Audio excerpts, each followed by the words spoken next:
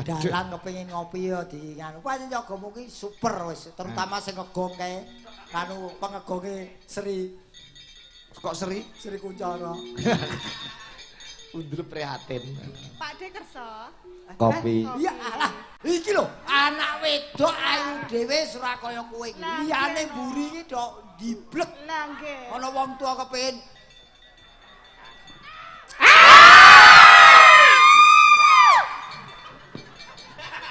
Ngapain, Reng? sing ngombe kopi aku sing beker iki kok wong liya e.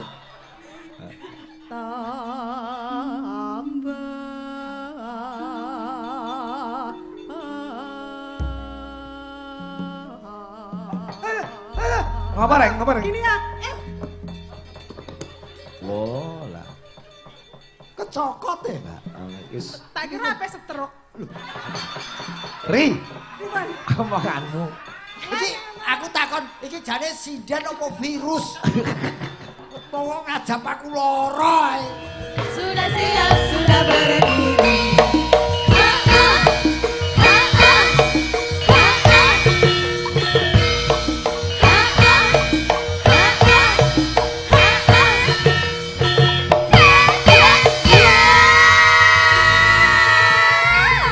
Kowe gelem lunga kok kene apa ora? Jangan membunuhku. Membunuh. Jangan membunuh. Wong tuwa mbok serang. Sikit. Nggih, sembahipun sampun kepareng rawuh wonten Mojondelik Gayam Bojonegoro wonten dalemipun Bapak Guntur. Nggih, kula ingkang ngaturaken sembah nuwun wong jernyatanipun dipun paringi rejeki kalian Bapak Gluduk menika. Guntur kok gluduk? Guntur karo gluduk wis padha wae.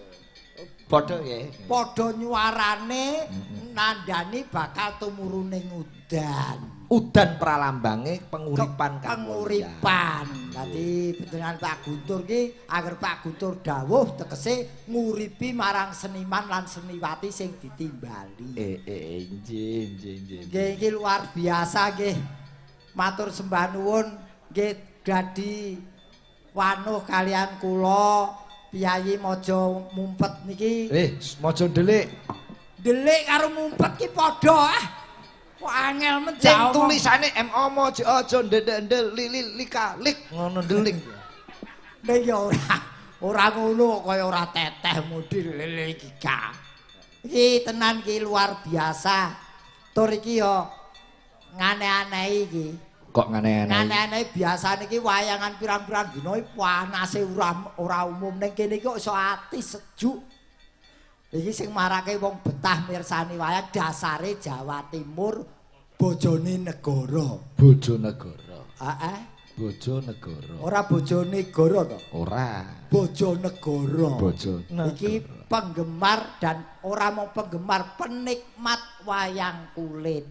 Nggih. Yen mirsani dinikmati. Nggih. Lah sing nyambut gawe dadi semangat. Leres. Iki dasare ya wong suku. Iki jane ujube apa to, Mas? Netake Kang Putra de Kiko Iqbal Dwi Hamsah. Nggih, ora ketang jare, ora ketang sembur-sembur adas. Derek ndongake ingkang pun supit Dik Iqbal enggal dadosa tiyang ingkang soleh bekti marang biyung lan rama dalah negara lan agaminipun. Amin.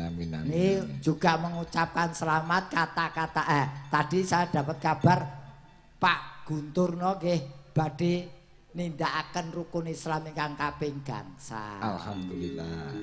Ngilen mugi-mugi dados haji mabrur nggih, Pak. Wah, nyusul sampean wis haji ya, Rek. Nggih, nggih. Ada pengalaman unik ketika Mas Gareng teng tanah suci mriku? Nggih, pengestune kula pas nindakaken haji pas barengi badhe pasir. Wih. Delalah kok nggih pas terjadinya niku teng Mina, Mas. Mina niku lak mung tenda to. Iya. Digoyang kali badhe. Wah, Sampean kok ora katut?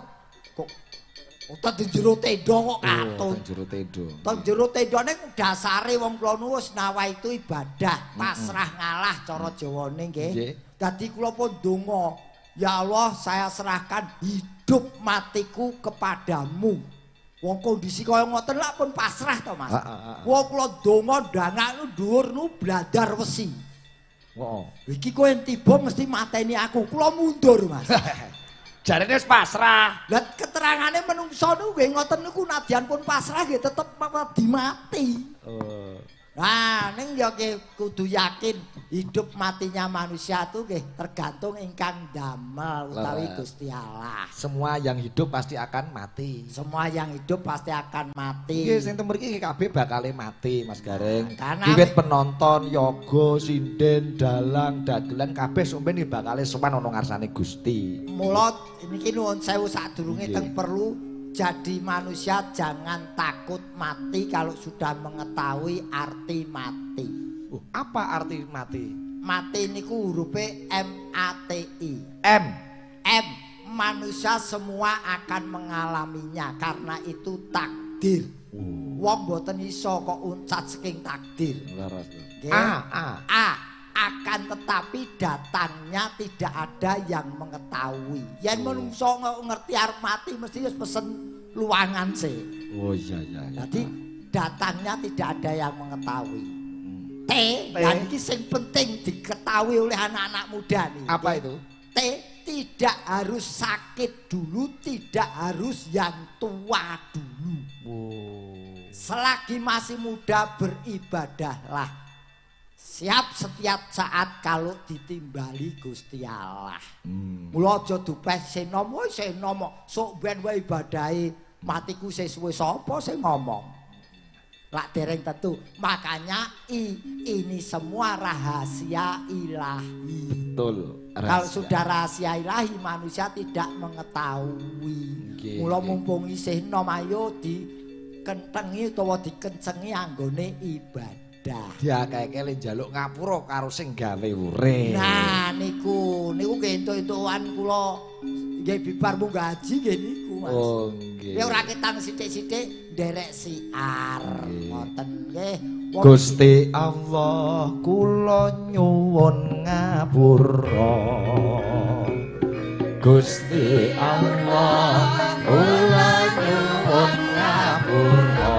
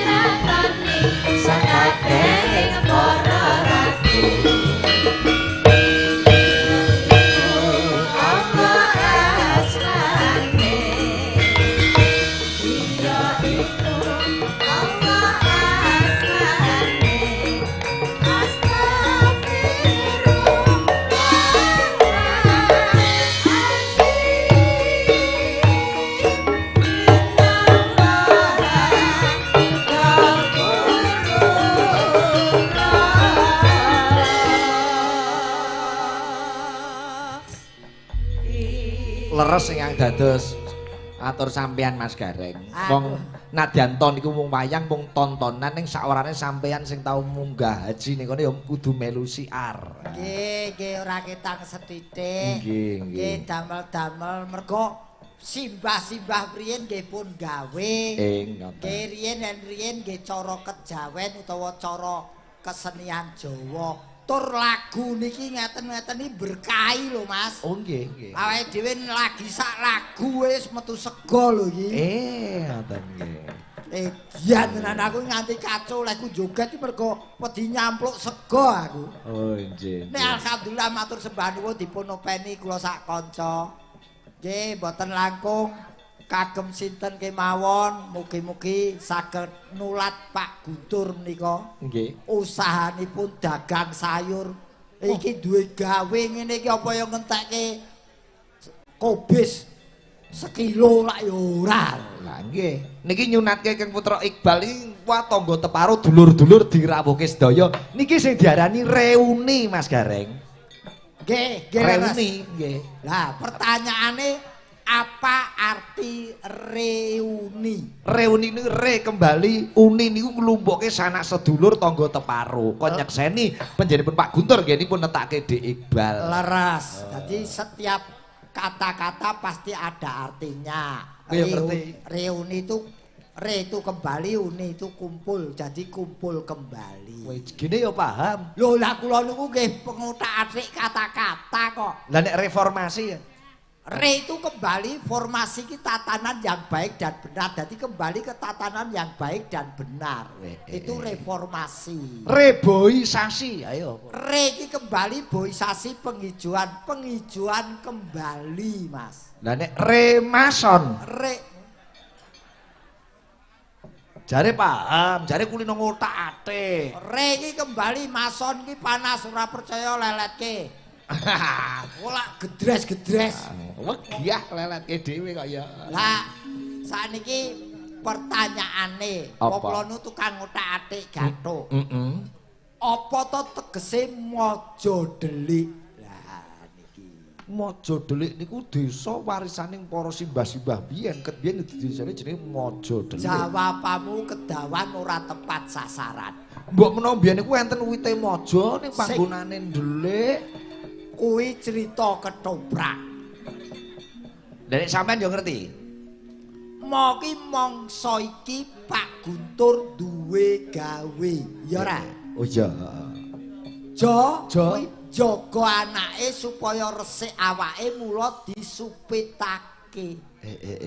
Ki dedel rezekine syukurane nanggap wayang dalange Ki Sigit saka Rembang. Lek Gareng Semarang aja lali ya ditimbali. Oh. Kaya iso. Ambo aku yen golek pangan iki cerdas pokoke aku. Saiki asmane Pak Guntur, artine apa coba? Ayo kowe. Guntur, gun ki guneme ora neka-neka. Prasaja. Ha. Tur nyata. Pak Guntur ki guneme ora neka-neka, tur nyata. Tegese apa yang diucap itulah merentul saka atine. Mula iki mau aku krungu ki lak ngluwari ujar to, Mas. Nggih. Lah saiki tegese ujar ki apa? Wong akeh ujar. Ujar ki apa? Ujar ki yo nadar duwe niat kepinginan sok nek aku kelakon iki aku arep ngene. Kuwi persamaan kata, tegese ujar. Lah nek kowe apa? Ki ucapan yang muncul dari hati yang paling dalam. Jadi ucapan ora mung sekedar ucapan ini muncul dari hati yang paling dalam. Janji yang harus ditepati. Lagi. Ya kayak bengi iki lak janji ditepati. Akan tetapi waktunya tidak bisa ditentukan. Rasa puas di hati bila ujar itu telah terlaksana. Bengi iki Pak Guntur wis marem atine. Dadi wis terlaksana ujare, ngiras-ngirus ngluwari ujar, nyukuri anake supit, karo pamit mergo besok bakal tindak ibadah haji. Nah, iki minangka conto minangka Aja Benggala ing atase mung dodolan sayur ning karena kegigihannya iso sukses mergo konsep hidupnya Pak Guntur ki cetoreng. Apa? Saling jujur dan bekerja keras. Oh. Yen jujure aku cocok. Ning bekerja kerasnya aku sing ora cocok. Lho kuwi sing penting bekerja keras. Dheweke awan digo bengi-bengi digo awan nyambut gawe ngelola perdagangan sayur. Bekerja keras kuwi kleru. Kok iso kleru? Sing bener kuwi keras bekerja. Lho, kok iso? Keras bekerja lah wong kowe urung keras kok arep kerja kuwi apa iso? Keraskan dulu baru bekerja. Sing bener keras bekerja, ora bekerja keras. Sing keras ki apane? Atine. Weh. Atine dikeraskan, karepe dikeraskan baru melaksanakan pekerjaan nanti akan hasilnya baik dan benar. Sing bener ki keras bekerja, wong urung keras kok arep kerja. Aku wingi ki urung keras wis arep kerja bojoku maido kok.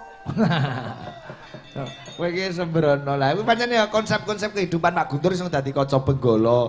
Wong panjenengane mbiyen dodolan ya kok sithik-sithik iso berkembang pesat kaya ngono mergo dheweke panjenengane iku konsepe iki maju pantang mundur. Wes pokoke tidak mengenal lelah. Maju mesti menang, mundur mesti kalah. Kuwi kunci. Urung karuan. Mesti lho. Maju pantang mundur yen maju menang. Yen mundur kalah. Urung karuan. Kok iso? Ana sing maju kalah, sing mundur menang. Apa? Tarik tambang kae. Sret. Tarik tambang kae sing mundur menang, sing maju kalah. Omong ki secara de facto, Mas. Ya iki. Real, nyata. Omong kok mung ngomong tok ora nyata. Pancen omongan karo dagelan iki angel. Angel wong pancen dadi dagelan ki yo angel kok. Lambene lunyu. Lunyu wong bekas sumur. Itu nek ditangandani mesti wangsulan kaya kemuoli enak ya. Kok yayan iki kebangetan kemuoli lho. Rumangsamu aku ki apa yo sok beker apa kok dikeki oli. Wong kok jenengane ya iki ngudi kawruh karo Gladiwano karo piyai mriki, Mas. Nggih. Dadi paling boten Gladiwano pas sedulurane sapa ngerti sok liya wektu ditimbali meneh ning Mojo Delik ini. Oke, cocok. Ya nadyan perjalanan jauh saka tlatah nggonku Semarang, ning wong saiki wis ana jalan tol. Tol. Nah, iki jalan tol. Kowe iki dalam buta huruf.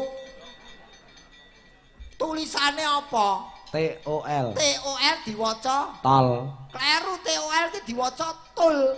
Kok iso? Lho, lah kowe ora ngerti kenapa to sebabe TOL diwaca kok dadi tol?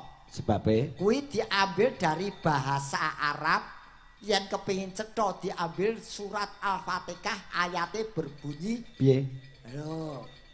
Ihdinas siratal mustaqim. Oh, ihdinas siratal. Ihdinas siratal mustaqim. Ya Allah, tunjukkanlah saya jalan yang lurus, jalan yang terang. Tol kuwi jalan yang lurus. Setiap orang diingatkan yang berjalan di atas tol, hidup jalanlah yang lurus, aja neko-neko saya nerak dosane ngagama.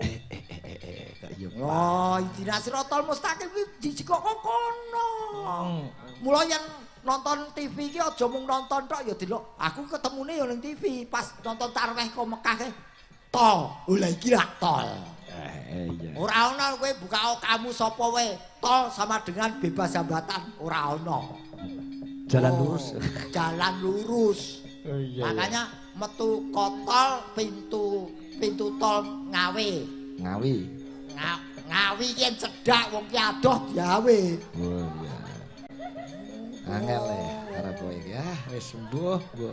Omong karo dagelan mampu kuwi angel, Mas. Iki nek ora tak tandheke karo Utari wis ndak mampu. Sapa? Utari. Aku seneng Utari. Ya. Aku tenan sinden sakmene iki favoritku Utari. Ponorogo. Utari umure isih nom. Tampilane sederhana. Riasane ora nyolok, prasaja. Elah. Ya lagi munggah panggung sak jam wis mudhun meneh rono. Ngatek Mbak Utari. Padang rembulan Rembulane tanggal siji reng yen uripmu lumayan regepono anggonmu salatullah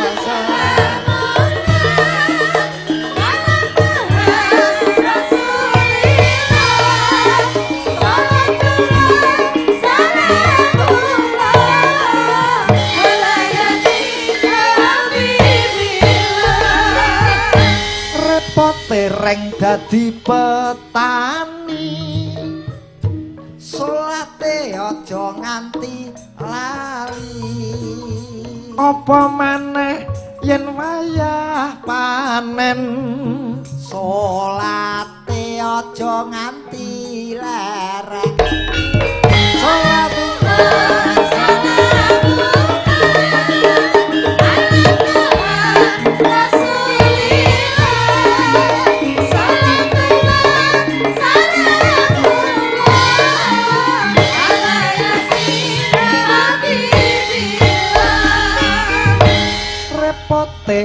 yen garap sawah salate aja nganti wegah apa maneh yen wayah tandur salate aja diundur-undur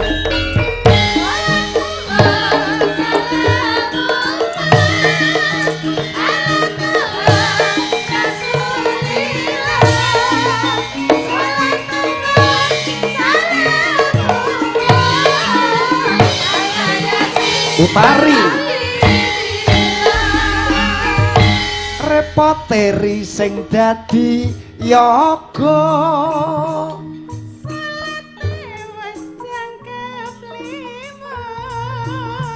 apa maneh sing dadi dagelan ra tau salat seneng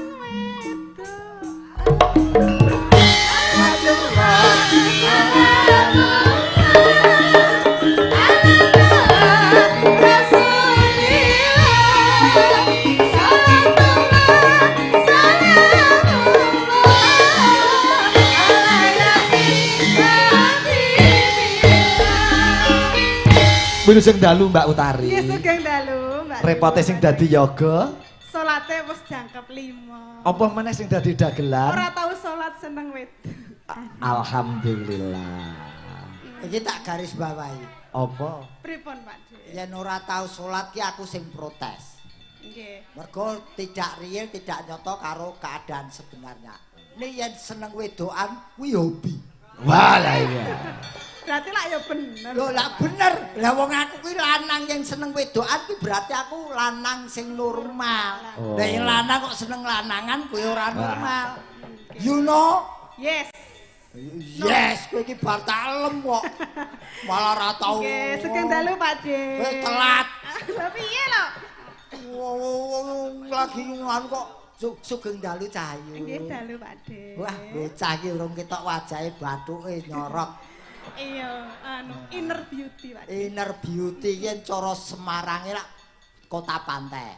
Kota pantai. Iki sing diarani menara pantai ya iki.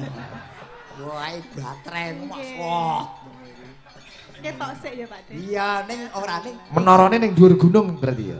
menara ning ora tau sapa laut cari. Nek pinggir laut kae lho, menara nggo pathokane kapal minggir laut. Oh, pelabuhan. Mercusuar. Ora tahu aku saiki Daniel ora mercu. Kok wani tenan iki. Ini Nduk. Nadyan wong do ngarani bathuke nono dianggap kekurangan. Kekuranganmu itu jadikanlah kelebihanmu. Nah. Jadi yang ini mau bener, tegese yang bathuke nono Memikirkan masa depan. kalau ini Banyak pikiran masa lalu. lah yang sing benjol ki kiwa tenen. Kuwi- Berarti dikoploki bojone. Ya, koploki bojone. Oh, wong iki memang terlahir begini kok. Nggih, alhamdulillah. Weh, anu nun sewu. Nggih. Iki ora jeneng trunyak. Nggih, Pak Dik. Kira-kira wis saiki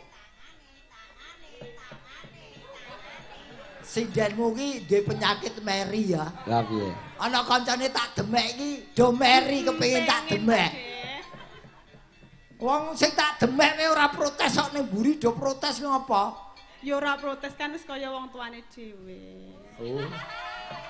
Kaya mbahe dhewe. Kaya mbahe dhewe, kaya kakek. Wis kok kek nembang. Bareng dilone kakek kok terus mutung. Kawiteno ya ora apa-apa. Ora apa-apa. Saiki wis di pacar kok. Oh, dereng, Pak De. Bojo. Yo pacar wae durung kok bojo lho. Aja kleru lho. Saiki ora pacaran ngerti iki wis di bojo ya akeh lho. Sing duwe bojo duwe pacar ya akeh lho. Lho. Iki ngomong ngono ki ora nglakoni dhewe ora mungkin. Mungkin no, ora no. Kok kleru jawabku. Ya, ora apa-apa. Mbok menawa durung ketemu jodhone. Amin, pangestunipun. Kalau kamu mencari pasangan, jadikanlah jodohmu, aja bojomu. Bedane bojo karo jodoh ki apa, Reng? Kalau bojo itu bisa dipisahkan oleh berbagai masalah. Bojo. Tapi kalau jodoh yang bisa memisahkan hanya maut. Dadi yen kowe pilih pasangan jadikanlah jodohmu. Ya. Nggih, Pak De. Ya piye yen upanya iki sik kosong urung entuk, Pak De, nggo jajalan ra masalah. Oh. Pak De kira-kira ra penak balekke. Alah. Kuwi jenenge Pak De samber gelap. Nek cara kene Pak De badhok welek. Ora gocek. Ini iki aku seneng tur ya suarane apik kari. Nggih, khas. Khas Ponorogo menika Putu Warok Bapak Ibu. Oh iya. Putu Warok niki yen saling kolore wah. Ciri khas Ponorogo. Nggih, menika wonten Nawala. Asalamualaikum menuju dalu Pak Sigit. Waalaikumsalam warahmatullahi wabarakatuh. Kru saking Brabuan. Waduh rawuh. Brabuan iki ngendi? Brabuan yo gayam melune. Nggih. Kok- Pak Dendi, Mbahmu, Mbah Lamsi, Mbah Nyan, Pak Kisno, Dimun, kabeh lupuk. Pokoke ciri khas Brabuan nek nonton wayang nek ora lungguh ning dhuwur panggung wis ora marem. Oh, Oh, ya iki ta. Oh, pak-pakmu kok. ah nggih. Niku nyuwun lagu Runtah Udang Kuning Gerajakan Banyuwangi matur suwun. Niki saking kanca-kanca moderator Sigit Channel nggih, Mbak Ira, Mas Agung Waila, Pak Kasmani nggih Udang Kuning. Nggih. Pesenane Pak Jenderal Marinir Bambang Sutrisno. Niku nggih. Ya monitor. Udang Kuning monitor menika salam kagem Mas Gareng. Nggih, Pak Bambang Wilujeng Dalu. Nggih, saking Mas Eko Saleh dipun bawani nggih. Oh, ngaten nggih, Udang Kuning. Mengko digarap cara tayub Bojonegoro. Nek pengen ngerti nom-nomane Butajim ya utare iki. Nek sing sepuh-sepuh hafal Butajim. Oh, Butajim. Tajim. Jenengan pun nate ngetes dereng, Pak De. Wis kulino bojoku anggar ngliwet kae metu tajine. Oh, niku tajin. Oh, tajin. Niku tajin. Ya wis kleru ya wis. Nadyan wujud. Mangga, Pak. Nadyan wujud temong peksi. Swara sing ngentekke omah ngentekke sawah yo ngene. Kok saged lho. Dudut ati, dudut rasa. Lho ngene kok urung duwe bojo iki. Lah yo ngene kok yo ora sing gelem. Lah lho, kowe wis sing jual mahal. Mboten lho. Angger kene mbok tulisi diskon 50% lho. Wah. Rubut apa sisa ekspor. Kuwi sindene padake kaos. Ayo kok diskon. Wis kale ya. Sale. Obral. Ampun Apa wis arep apik.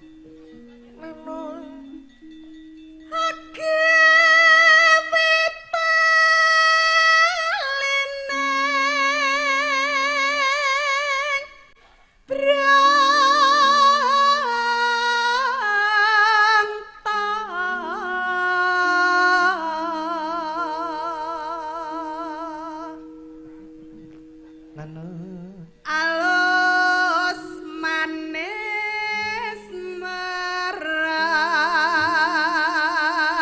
Karo digandeng Nuri Mas Gareng. hati Serasi. Badhe tindak pundi Mbak Utari? Badhe nyontekne mbae. Takon pacaran kok malah nyenteni mbae. Lah ngene lho mosok pacar. Ora gandeng kowe ora paten. Ya mbae no. Mbae iki wis lara lho arep disuntikke. Ya ben mari. Mati apa mari? Mari Pakde, mari. Ora. Aku trimo karo Tukina iki. Lho kan. Pitaya kok tuh. Oh, pitaya kok Tukina. Biasane robet ge. Robek iki. Oh, seneng. Rojikin. Nana. Basa menggan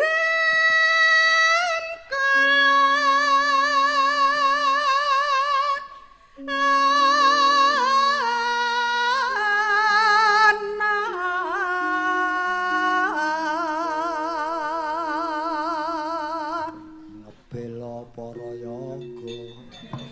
Ora ngebel Pakde. matur nuwun Mas Jaya kopinipun pel.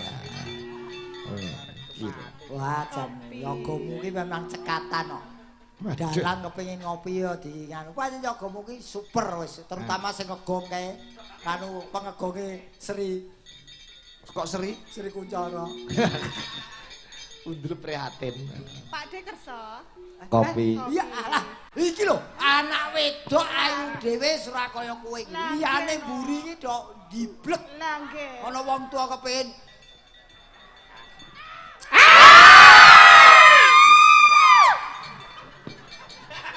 Ngapa Reng?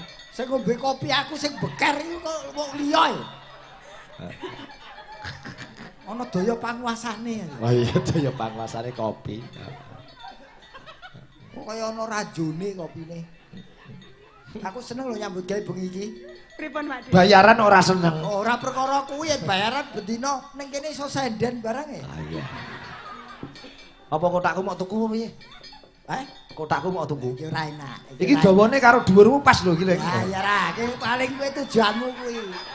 Ora masuk. Wong lara wae karo tari digawa ning puskesmas arep disuntikke lah kok mbok cepai pethi iki lho. Lah jare seneng iso senden kotak. Senden tok ora ngenggo. Mas iki nek moga mulih ning Semarang, sewanci-wanci iki ana tamu, ruang tamu iki iso mok nggo lungguh, iso nggo turun. Ora atimu karo lambemu ora padha. Karo yen tak nggo ya lobok wong iki ukurane gedene iki sak awakmu. Iki mbok nggo ngolet iso lho iki.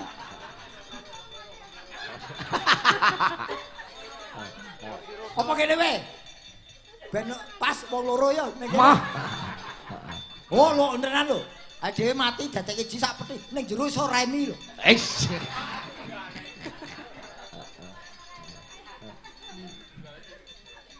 Nano. Goleki.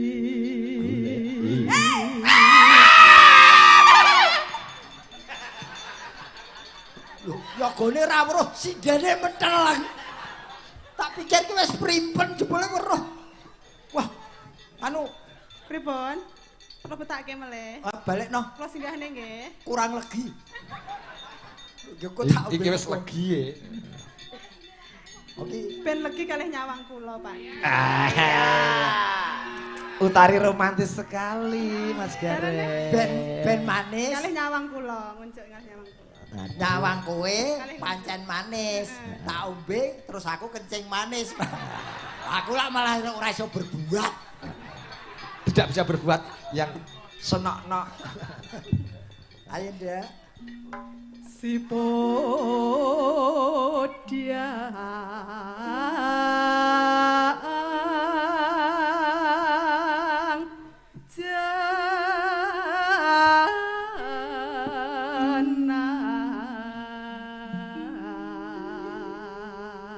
Disimak saking Semanu Gunung Kidul menika. Waduh, tebih. Nggih, Mas Gembul Sugiyanto sak kanca. Pak Marsono Pilang Kenceng Medion nggih nyimak matur nuwun. Pak Kasmani, salam kagem dulur-dulur CFC sedaya, khususon CFC Brabuan. Salam kagem rencang kula ingkang wonten Suriname. Nggih. Nonton apa ora ya ora ngerti aku. Pokoknya tak salami. Ampun lali tanggal 17 Mei wayangan hari ulang tahun Cakraningrat Fans Club kaping 5 mapan wonten lapangan Bangilan Tuban. Wah, nggih, nggih. Monggo dirawuhi. Nggih. Badhe rawuh nggih. Oh, mbuh. Tanggal pira? 17. 17 Kowe nek ora iso teko ya donasine wae nggo runane ora apa-apa. Ya wis gampang, nomor rekeningmu ndi? Oke, siap, matur nuwun. Kok tak kirimi nomor rekeningku. Loh, Pripun kok ngono kok? Aku mau tukar rekening kok. aja sembrono di live streaming kok dikira kowe transfer aku tenan malah aku. Aku resikone dalan ya ngono kuwi. Monggo nggih wilujeng. Ibu bunga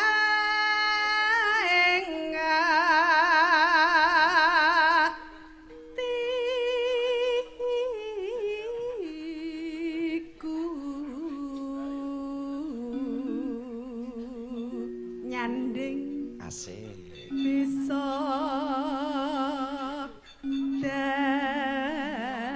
dadi Bagus sih.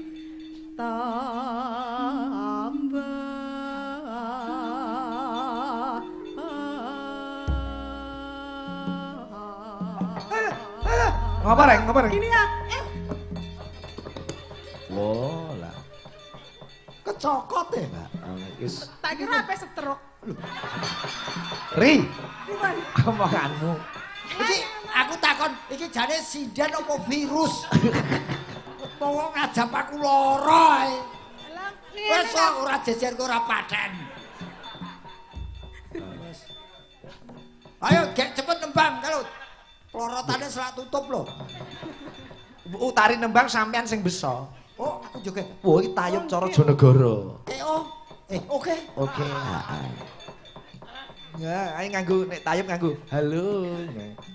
Podang kuning kopi jahe, yo. Ayo. Halo. Halo. Ora kurang ngalem. Lah pripun? Halo. Halo. Aloha. Aloha. Asik. Kaya hawe sini.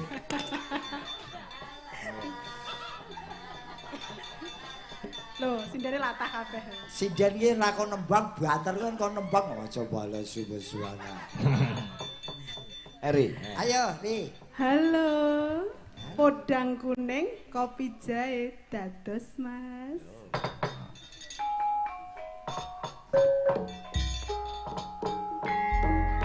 Tayub Bojonegoro Mas Karang. Podang kuning karya Pak Darno Ngawi, kopi jahe Pak Samsung Bluro.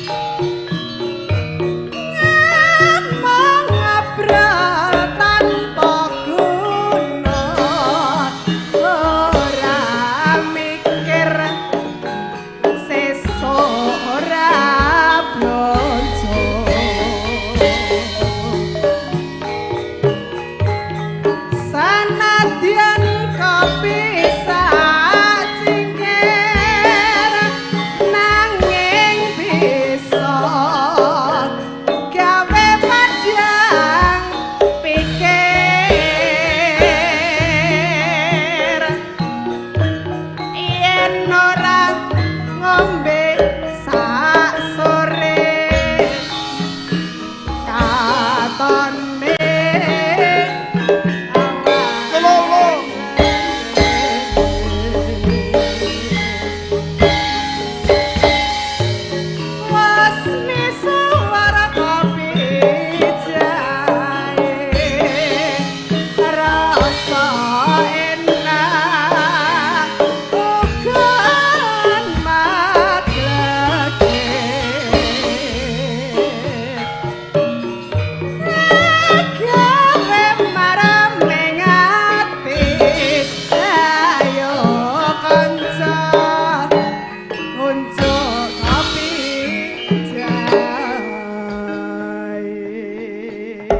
Matur nuwun Mbak Utari. Ki mau tayupan cara Jonegoro ki Mbak Utari. Nggih. Ambak Caponorogo ning suarane iso kaya sindir kene, lantang. Lah iki sing diarani seniwati tenan nggih ngeten. Manjing ajur-ajer. Mapane ning endi menyesuaikan diri adaptasi. Wah iya. Kaya niki ciri khas Bojonegoro kendangane ngeten mengke mlumpat bluro pun beda Purwodadi Pati pun Purwodadi wis beda nek. Wis angel nganti le joget aku yo bingung. Ya. Nggih, kula nggih bingung kula wis. Nggih. Pancen pakulinane dhewe-dhewe kok Mas Gareng. Nek cara Jonegoro Tuban ngene sih alusan. Alus ora kakan jedor. Heeh. Ngeten iki yen liyane tayupanmu der ngoten kok. Ciri khas. Ya ning itulah kasanah budaya. Oh nggih. Menika mbacotke coba nyoba sing sinden cilik kuwi. Sapa sapa? Niki Nduk Jenita. Wah, Jenita Janet ki. Kene Nduk kene sayang. Ning nong nong. Kinudang kudang tansah bisa lalati.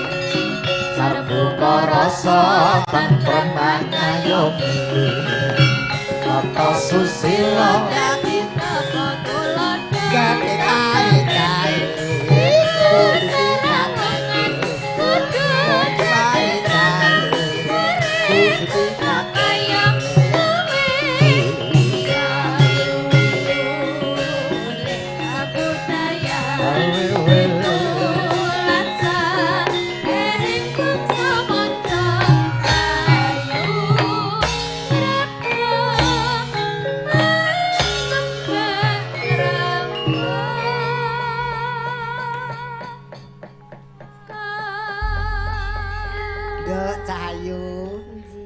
Sapa mau? Jenita. Ora komplete. Wahayu Dwi Jenita Putri. Wahayu Dwi. Oke anak nomor 2. Nggih. Oh, cah saiki iki jenenge mesti apik-apik ora kaya wong biyen Yuyun. Ah iya. Lah, kowe ketok wong. Mas Gareng. Oh, lha iki sing jeneng. Syukur kowe. Loh, kan Mbak, Yuyun niku sae. Yuyun sae. Sae napa sae? Sae. Lho Yuyun ki apik lho. Heeh. Mas Gareng. Tenan kok. Saestu kula mboten ngelem mergo enten sampean. Yuyun ki yuswane wis akeh ning tampilane isih nyenengake. Amin. Yun sing kedua ki Yuni Sarah ki barakane iki. Yuni Sarah barakane. Nanti padha cilike to. Iki asline kan Yuyun Azhari jenenge. Kuwi lak ayu. Ora Pak Duryasari. Nduk Jenita. Jenita. Daleme ndi mau? Begadon. Oh, Begadan. Begadon. Begadon. Nggih. Isih sekolah. Kelas piro? Kelas gansal. Iki sing kepethuk aku kae ya Nduk ya kowe ya. Alah, mbahe wis lali. Biyen disangoni Mbah Gareng ora, Nduk? Nggih. Disangon engko nyangoni menang. Aku dagelan mampu kok. Berarti mengke nggih disangoni Mbah Gareng mulai nggih, Nduk nggih. Oh, tak sangoni, ning yo sabar ngenteni saweran ya. Oh, wong iki ning kene arep sinau karo Gladiwanus ngilas pantes dadar mental. Cita-citane dosen. Dosen apa, Nduk, sayang? Karawitan. Oh, dosen ning isi. Ulane iki. Cah cilik cita-citane dosen karawitan. Cita-citane dosen karawitan lho, iki kuliah do ora lulus iki. Iki saya iki Tugino iki. Mbak Pitaya, Dik. Ning ngene. Bercita-cita jangan saja di ucapan, tapi ya tetap berusaha dan berdoa. Miturut agamane dhewe-dhewe agamamu lah Islam. Terpo ya wiridan, zikir, wis pokoke supaya tercapai cita-citane. Nggih, Mbah. Nggih, Mbah. Ya. Nggih. Ya. Nggih, Mbah. Sok meneh ngomong ibune dandane aja kegeden idep. Nanti ra iso melek ngene terus lho. Dandan dhewe. Dandan dhewe. Kowe dandan dhewe. Luar biasa. Iki adekmu iki jemunak kok dandan iki. Kok sapa ki? Sapa jenenge? Mei. Juni kok. Mei iki ngedene laire Juni. Oh iya. Ya nduk Jen. Yen kowe kepengin dadi dosen, aja lali sinaune sing sregep ya. Kena sesindenan kena kuwi minangka hobi, syukur bagi minangka dalane rezeki. Ning sing bagus sinaune ya sekolahe. Kowe arep nembang apa sayang? Gerajakan Banyuwangi Mbah Gareng. Apa? Gerajakan Banyuwangi. Gerajakan Banyuwangi. Lagu angel lho ki Reng. Wis faktor kesulitannya tinggi lho. Weh, lah piye. Oh, krungu cah kene Reng. Cah kene omahe kono kok. Ora apa-apa, coba. Wis. Oh, bawani ya, Nduk? Langsung mau. Langsung. Lho kowe iki bis patas opo kok langsung iki? Ora dibawani. Engko sing bawa sing gerang-gerang iki sing anakan rasa. Oh iya, Gerajakan Banyuwangi. Nembang aku mirsani. Lho, joget. Yo, tak jogeti. Tenan. Dadi ibarate nganu ki kudu ben selaras serasi seimbang. Nduk Jenita sing nembang, aku sing joget. iki bocah gaul, sinden-sinden gaul. Kok iso? Jame jam modern. Iki sing tuwek-tuwek nganggone borgol. Iki gelang kok borgol. Alah yen pas rame gawean kowe, wah pating crentel. Mengko poso sepi dol.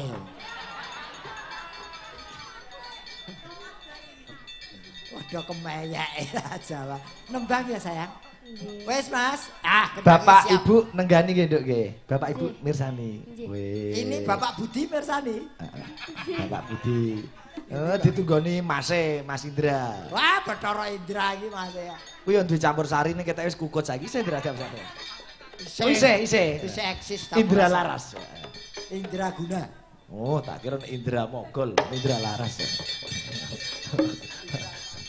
Oh iya, coba lagune Gerajakan Banyuwangi Nduk Jenita. Dados.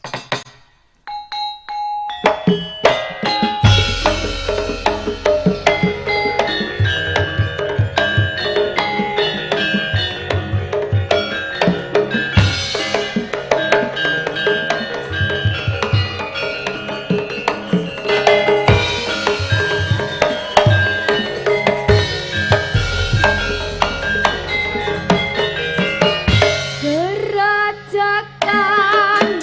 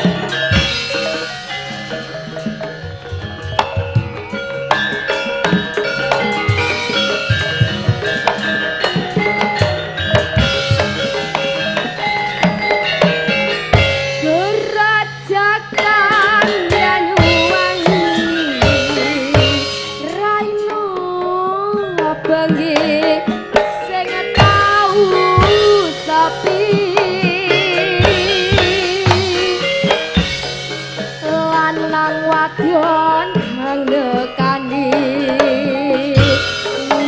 ilangaken susah ing ati longgoh reng pasir piasiran samyuran raredo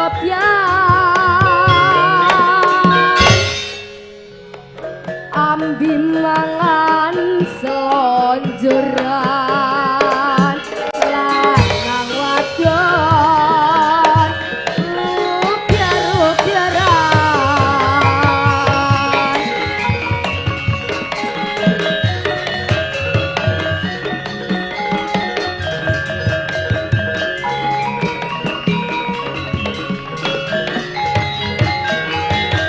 gandeng tangan reng pinggiran pinggir pesisir gerak jagat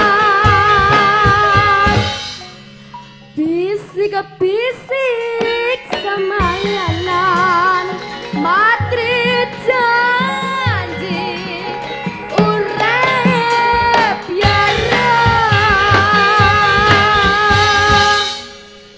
sir-siran nambi gendengan gedeng asli Banyuwangian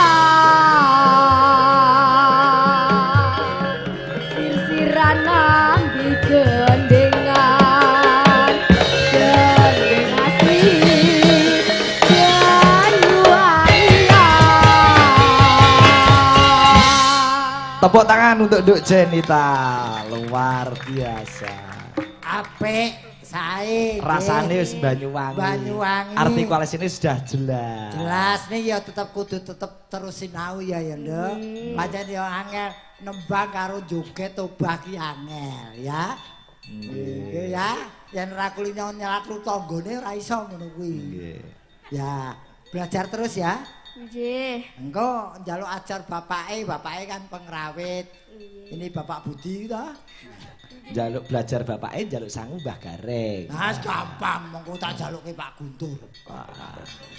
Aku ki karambol selentik no nembir kok. Oke. Matur nuwun ya, Nduk sayang.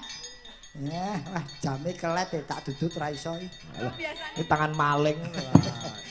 Aku biasane nyampe. Iki ing atase sing bocah lagi SD ya, Nduk. SD kelas 5 apik kok ngene. Ngendakan ki apa iki? Omonganmu bener. Lah iya kok kotok-grok iki. Kata-katanya cetha lho. Lah iya, sing kelas 5 wae. Sir-siran.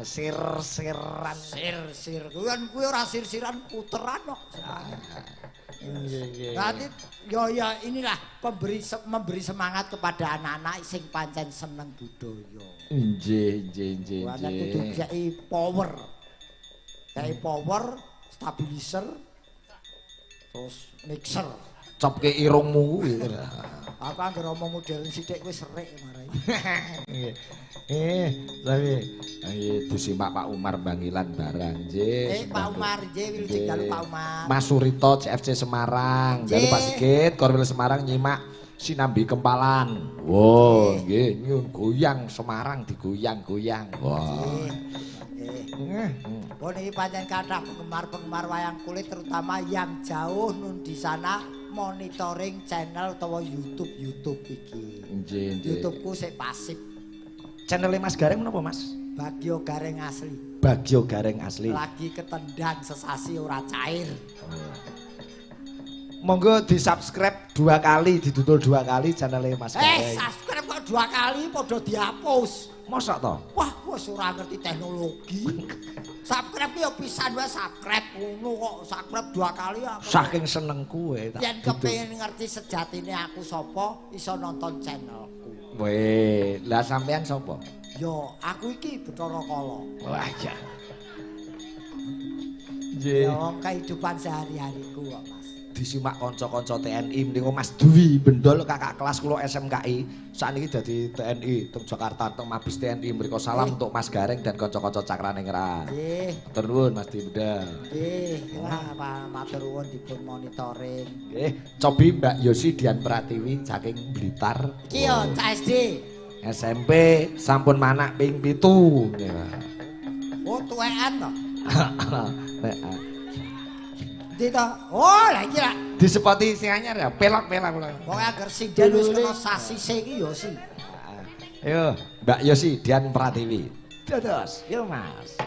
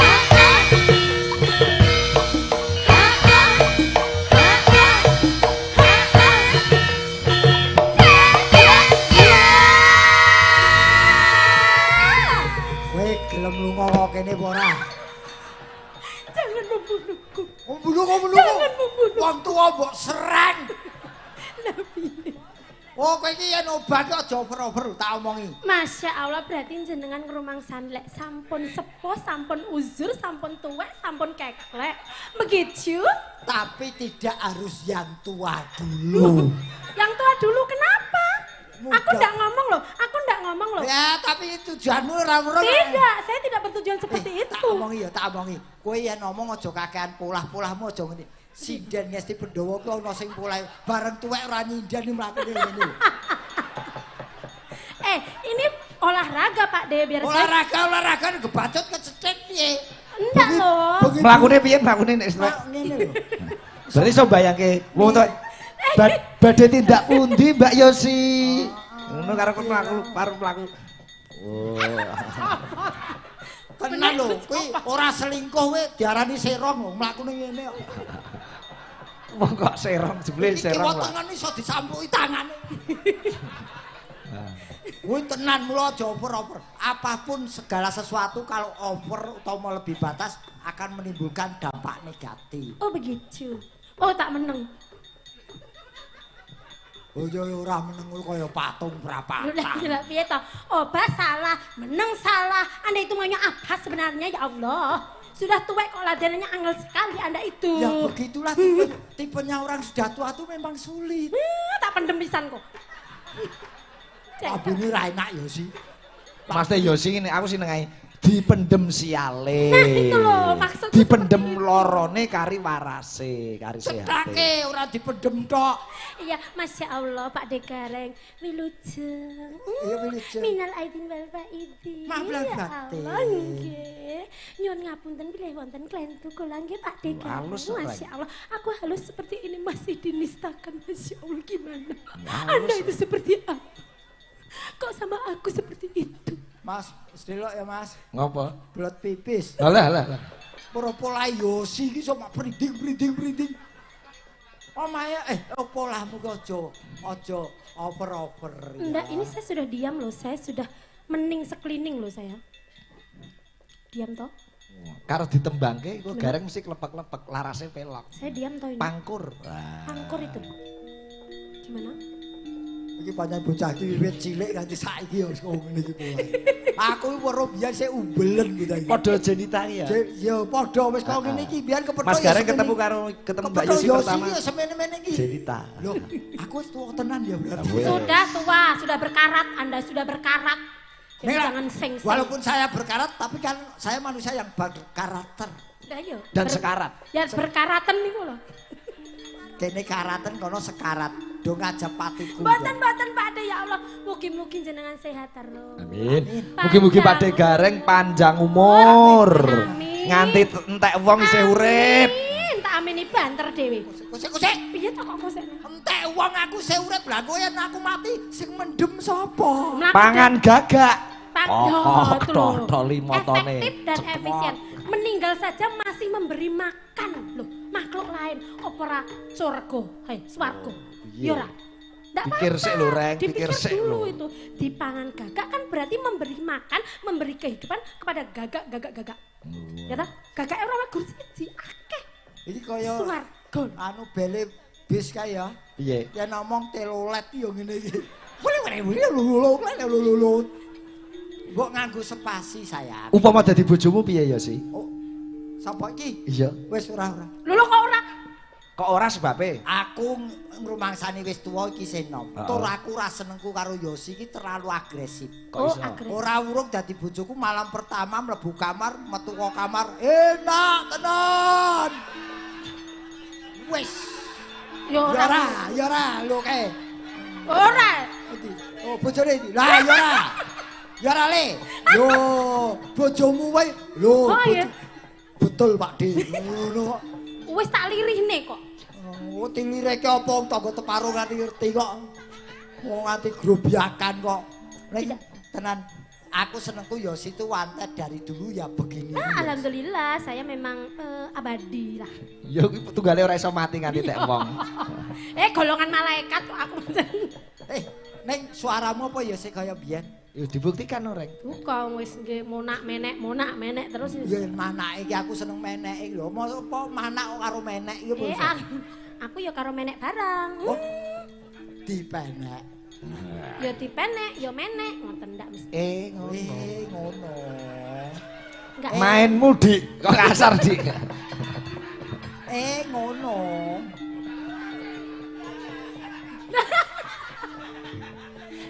Halo yang merasa bojoku. Kowe kok ndek bojo kok ngene kok ya betah to. Lho tak dukonke non Des. Ngono. Tak dukonke no. Iki kanca-kanca do berdoa muga-muga Didik ndang sadar ngono. Ora ngajar. Aja. Pria itu adalah imam keluarga. Oh nggih. Ora kok Didik kok imam. Didik kok. Iman ki ponakane Didi. Kuwi jenenge Didik Suimam. Kok diomongi kok ngono. Nggih, Pak Dik. Tembangno sayang. Oke. Kangenku. Kangenku tanpa upama.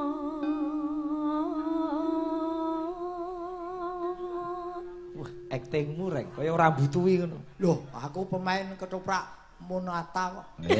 Apa nek ketoprak Monata? Wahyu Budaya Ya Kediri. karepku kuwi tak kira kuwi. Role kae Pak Pujo Sewok kae. Sewoko. Iki Angger Gandrung Pak Pujo Sewoko karo Bu Aris Narsiam. Wah, wis. Aku puja-puji kok. Iya. Mung sliramu kang dadi telenging ati. Biyo. Kae sawo kae legine kaya ngopo. Kados pundi Batang Mas? Aku ora gagas kowe kok gagas sawo kae kok. Kowe krungu omonge Yosi. Piye ta ora digagas? Kados pundi apa? Kados pundi Batang Mas? Panjenengan kok malah ngingeti sawo? Ralat. Apa? Kakang Mas kok Batang Mas. Kakang Mas. Kakang kawah diari. Oh iya.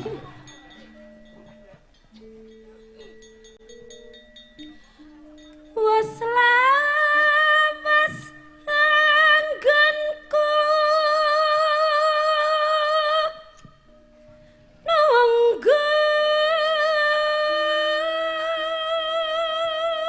Yosi, Dal, iki lak ana bojomu.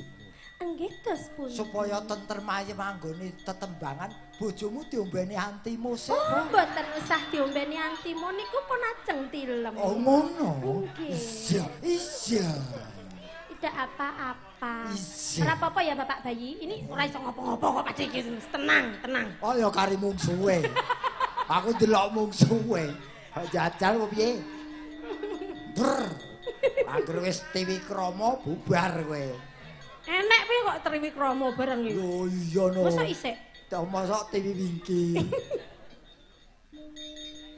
Nanging amung la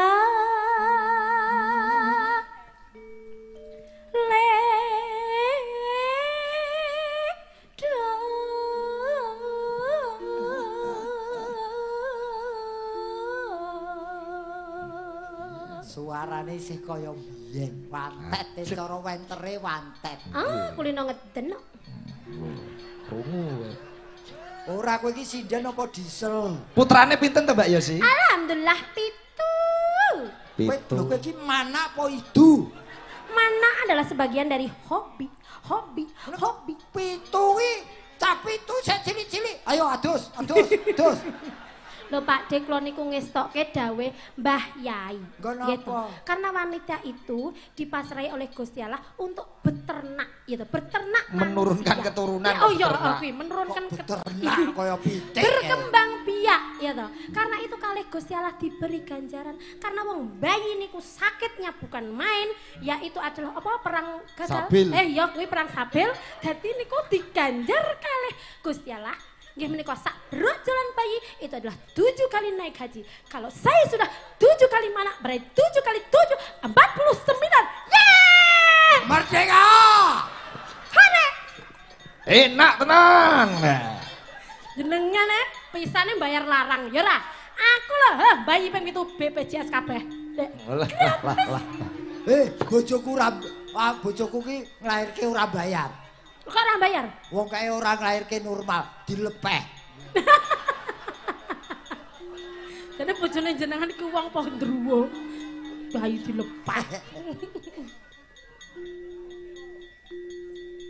Ngelingono. Ki teknike wong tuwa nembangi teknike dilak-lalu supaya napasnya tekan. Ini namanya secret of the power. Power window. Nalika dina kepungkur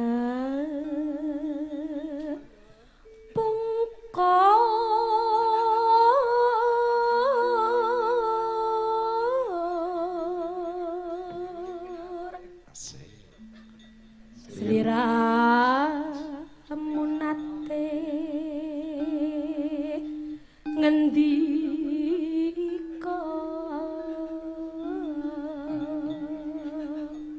tresno lahe. Kok kaget reng? Nyentak. Tak kira mesra. Mesra opo kene ngematke swara kono ngegas. Lho jarene sendal pancing. Oh, sendal karet. Terus sing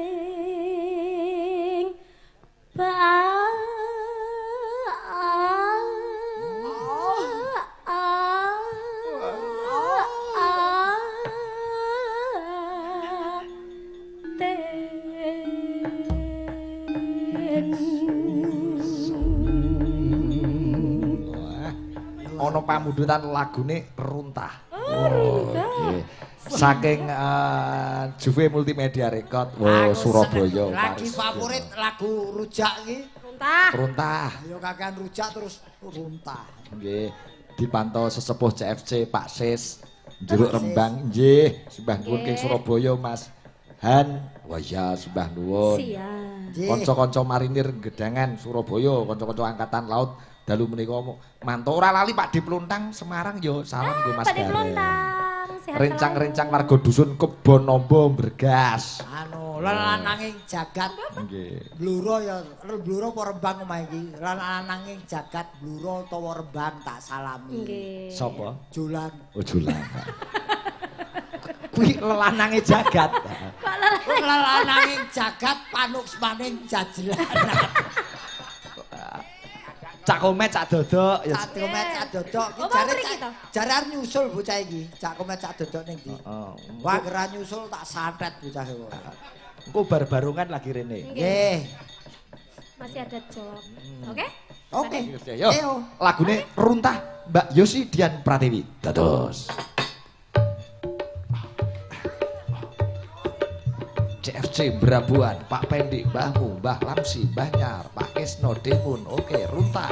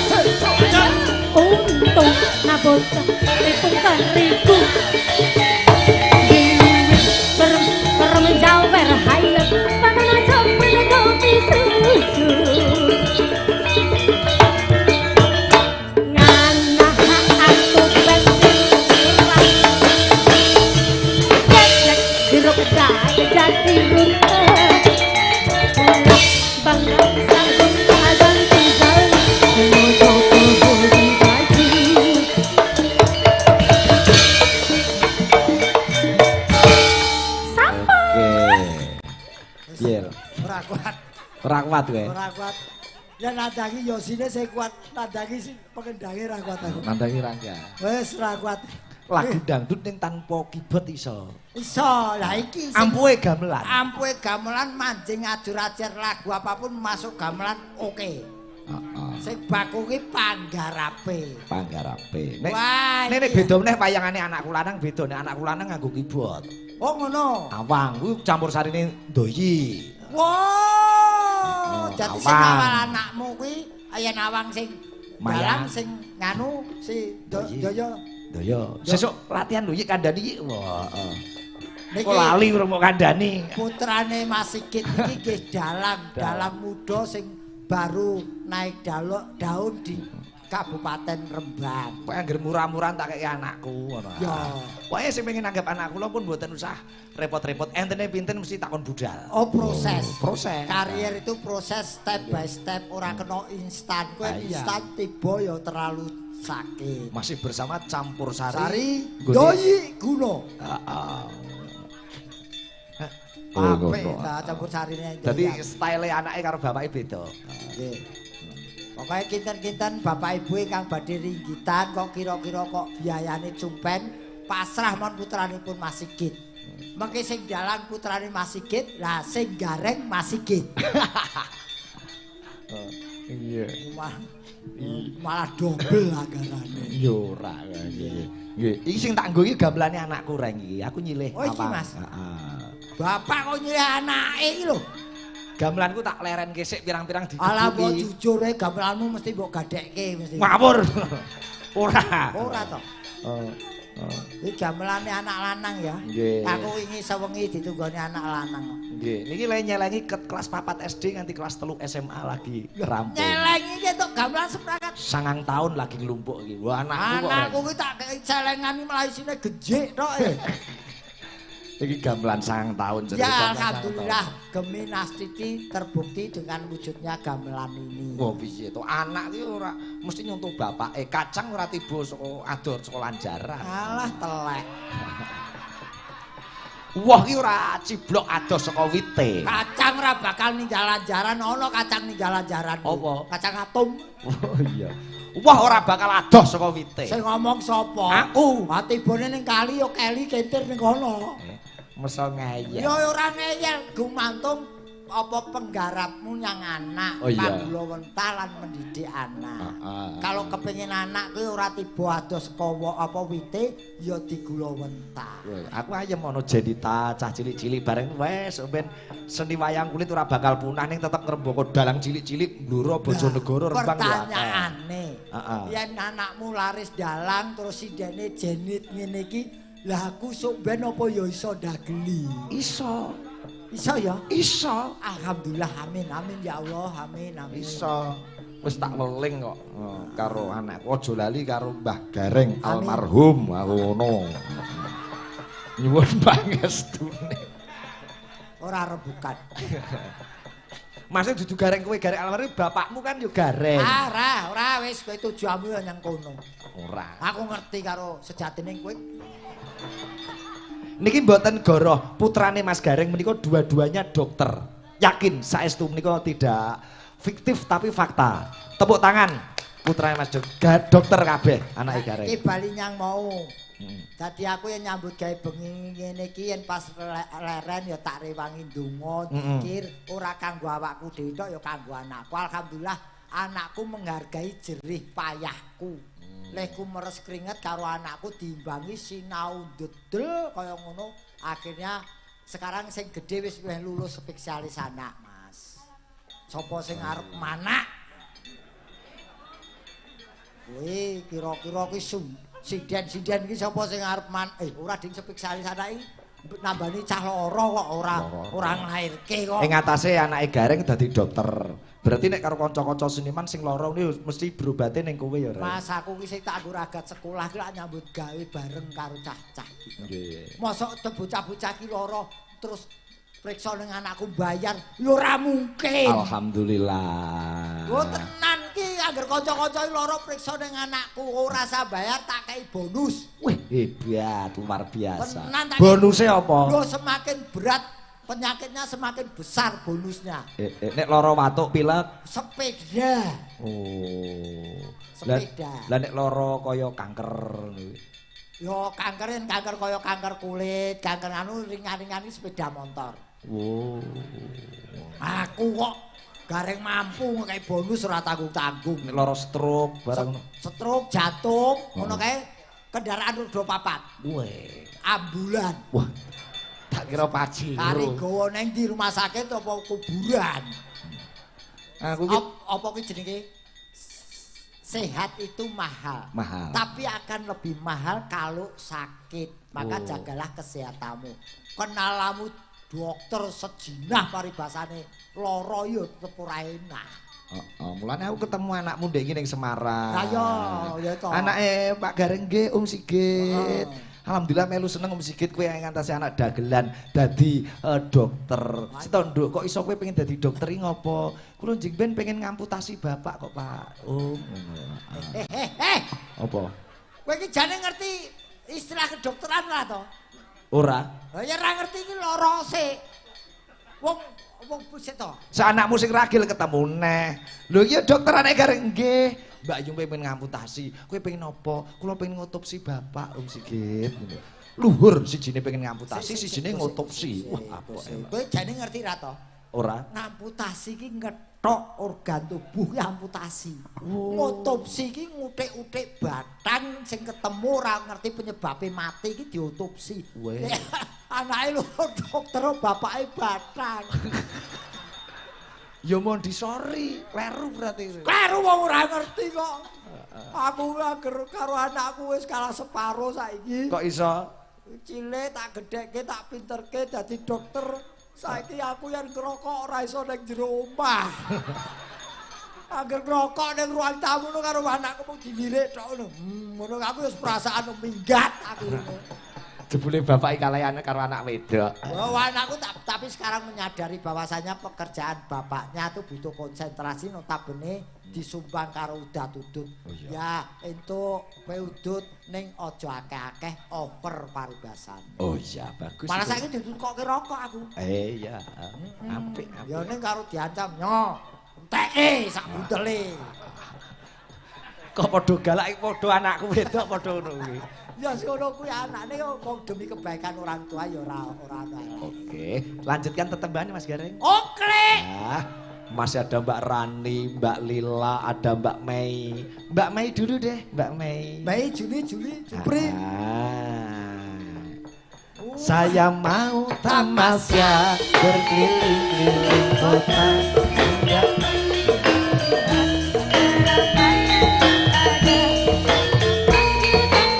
Carolina, nduk berjuang yuk.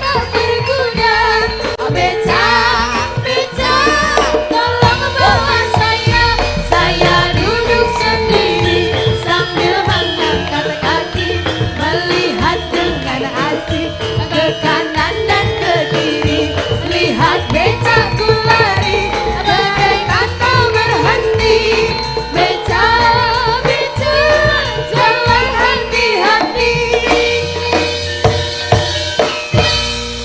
Selamat malam, Mei. Selamat malam, Bali Mbak Cani. Aku krungu lagu becak iki timbul memori jauh yang lalu. Ngopo? Percaya ora percaya aku mbiyen tau nukan becak. Oh. Mula ana lakon Basya becak kuwi nglakoni tenan kuwi ya. Yo aku tenan saking-sakinge kepengin golek duit jajan rokok utamane.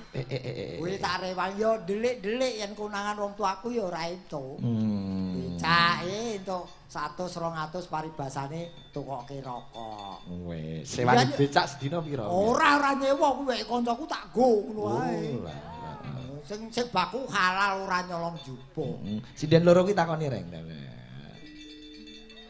Ibarat buah Mbak Mei kaya apa, Mbak Lila kaya apa? Mei iki ibarate yen kanggoku lho, iki mergo kesenengan kates. Kok iso kates? Semakin tua semakin manis lan nyeger rasa. Wah, pancen katese Mei iki seger tenan kaya. Kates napa niku? Buah. Buah napa takone ora? Iki kates Thailand. Oh, Thailand. Untuk melancarkan BAB. Ya. bab to kuwi. Nek lila. Nali kula Pakde. Lila kuwi buah anggur, urung to dipangan disawang wis seger rasane. Terare. Loh, lah piye kepengin tak rasake apa piye kowe? Kowe dilem kok ngono. Buah anggur nikmat rasanya. Nggih, matur suwun. Anggur kolesterol kuwi kolesterol. Anggur kolesom kuwi enak rasane. Iki sik aku kepengin ngerti si Mei iki omahmu ndi, Nduk? Saking Tuban, Mbah Gareng. Tuban. Sing isih luwe cilik kowe ngundang aku Pakde, kowe luwe gedhe kok Mbah. Tua kula lho Pakde. Tua niki. Oh, tua iki to? Tua niki. Oh ya pantes. Ya Tuban kowe saka ngendi? Kula saking Rembang Pakde. Rembang Tuban bersatu dalam mendukung pagelaran wayang kulit Ki Sigit Arianto. Ayo Mas. Wis aku seneng aku. Iki kok nembang apa ki? Oh, nembang sing kira-kira iramane iso dijogeti dikendangi nggo mino. Lah iki spesiale Pakde Gareng. Oke. Loro ati loro. Wah. Loro ati loro buka saking vokal nggih Nduk Lila. Nggih.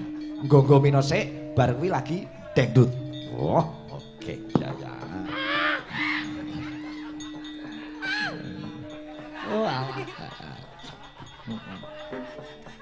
kunjuk Mas Yoyok ditingan sembah nuwun. Coba nggih.